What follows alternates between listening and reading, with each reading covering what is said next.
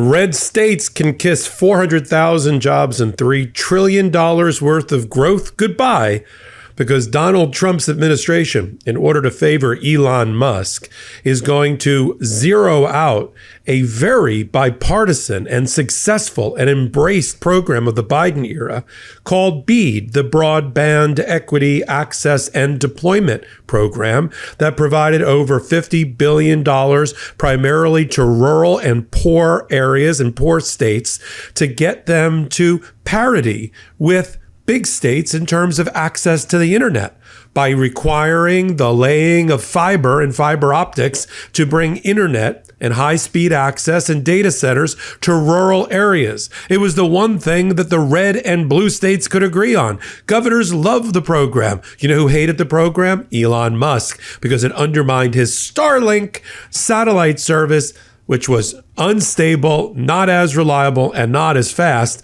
but owned by Elon Musk. I'm Michael Popok. You're on the MeidasTouch Network. Let's talk about the Commerce Department headed by Howard Lutnick, and his now trying to favor Elon Musk to the disadvantage of red states.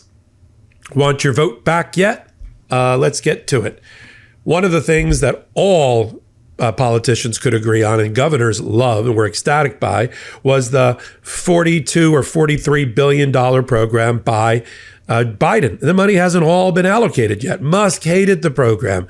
He wanted to bring internet to rural areas the cheap way, through satellite, with slow dial-ups. It doesn't allow you to do high-tech innovation, doesn't allow you to do AI, doesn't allow you to have data centers, doesn't allow you to be on the cutting edge of progress, doesn't allow Alabama or Kentucky or Louisiana to attract high-tech jobs.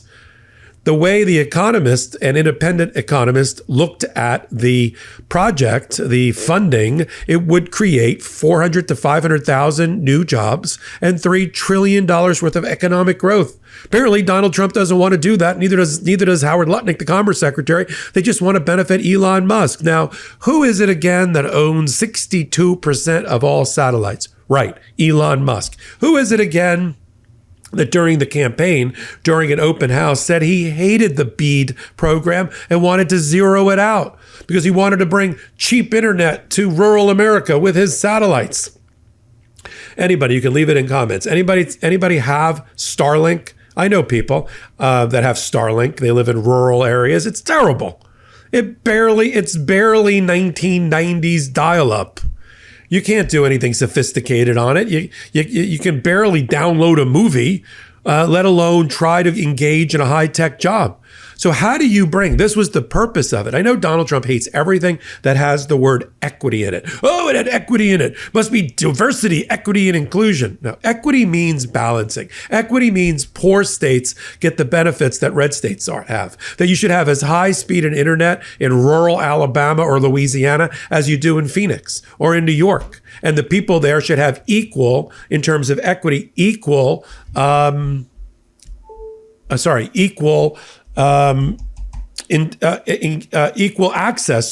to the internet. That's how you create high-tech jobs. That's how you create an economic engine. That's why red states liked it a lot. So why is Donald Trump doing this? I mean, the Commerce Secretary nominee, now the Commerce Secretary, Howard Lutnick from Cantor Fitzgerald, he was asked many questions during his confirmation hearing about the BEAD program in particular, because it matters to red states, and he wouldn't answer the question. Oh, I'm agnostic as to technology. Oh, I'll bring the best internet I can to Alaska, in response to a question from an Alaska Senator Murkowski. Reality is that's not true. What is good for Elon Musk is not good for America. We used to have a joke back in the day, as GM goes, General Motors, so goes America. The interest of Elon Musk and the interest of average Americans are not aligned. There is a misalignment of those two things. One has a profit and greed motive, regardless of impact or ramifications or consequences. And the other side of it is the American voter that wants to be able to compete from their home in Alabama and Louisiana against people that live in Chicago, Illinois, Michigan, in the Rust Belt, in the tech centers, in the Green Belt, and the rest. And why shouldn't they? There should be equality and parity among Americans with their access, at least to the internet. It's like public education. It's not the great leveler. It's the great enabler. It gives everybody a fighting chance in this society. I'm a public school kid. I've done pretty well for myself. I graduated from a public elementary, preschool, high school, and the rest, and I got to a good college and a good graduate program, a good law school. So everybody needs a helping hand. We've seen cases where the Republicans in MAGA, who are basically soulless at this point, where they say things like, just pull yourself up by your bootstraps, to which Ketanji Brown Jackson and Justice Sotomayor once famously said in one of their Supreme Court rulings, what if you don't have boots? How do you pull yourself up by the bootstraps if you're bootless? And this would add boots to everybody, boots on the ground in technology. But this is the competing conflict of interest. Now, when Donald Trump was asked about it during a press conference in the Oval Office, he said, well, we're going to make sure that there's no conflicts. Elon wouldn't do it if there was a conflict. Are you mad? Are you insane? That's beyond magical thinking. He also once infamously said, Donald Trump, that it won't be a conflict if Elon Musk decides to do it. Sorry? He's now deciding his own conflicts? We know what he's in favor of. When you see Elon Musk do something, in the back of your mind, it's in the back of his mind that he's trying to do something to benefit himself and his businesses. When he started, before this new administration came in, he had about $3 billion worth of contracts and agreements with the federal government. It will be 3 to 5 times that by the time this administration is done. He'll be rolling in the money. He already doubled his net worth just by backing Donald Trump. He spent $200 million to buy a presidency, Elon Musk, and now he's got a $500 billion nest egg, almost doubling it. How do you think that happened? So when the Commerce Secretary tells me, don't worry, I'm going to bring low-cost internet, what you should hear is that you're going to be going up to your telephone pole, like Green Acres, that old movie, and you're going to be hooking into some copper wire or maybe a satellite dish on your house for some low-speed, low-grade hookup, dial up to your local phone service or internet service.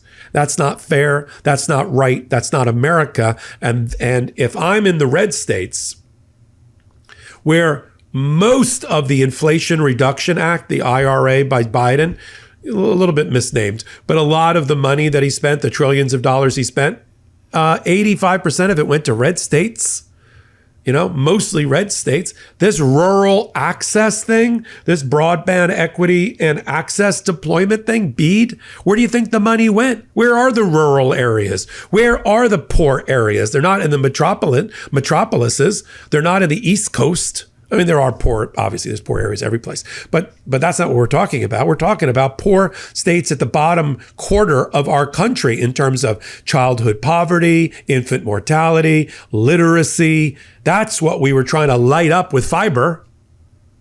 But no, it's who can we benefit? Whose pocket can we line today? American people are getting wise to this.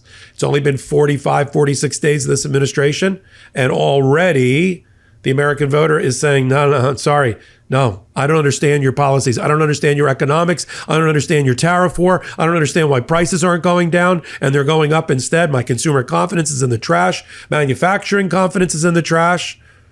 And we're only in the first skirmish of the trade war started by Donald Trump all at the same time. To which, what does Donald Trump say during his joint session speech yesterday, the fake State of the Union address?